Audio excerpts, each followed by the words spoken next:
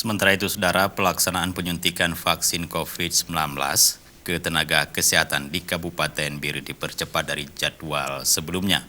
Awalnya vaksinasi akan dilaksanakan pada 15 Februari, namun dipercepat menjadi 10 Februari mendatang.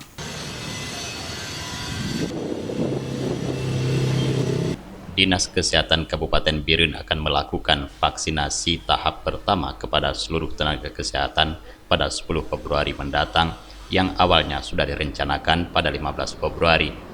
Perubahan jadwal ini merupakan tindak lanjut dari surat edaran Gubernur Aceh untuk ke seluruh kabupaten kota agar melakukan vaksinasi serentak pada 10 Februari mendatang.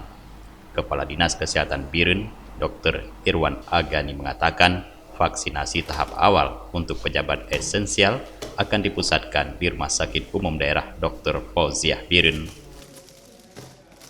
Rencana awal pencanangan direncanakan tanggal 15 bulan 2 2021. Ini ada surat dari Dinas Kesehatan Aceh bahwa untuk seluruh kabupaten kota di Aceh yang belum melakukan vaksinasi, rencananya akan dilakukan secara serentak pada tanggal 10 Februari 2021.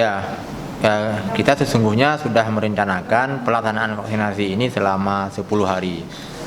Dan kita rencanakan 1 hari untuk 30 orang dan dilanjutkan besoknya sampai selesai. Perkiraan waktu lebih kurang selama 10 hari untuk tahap 1 ini.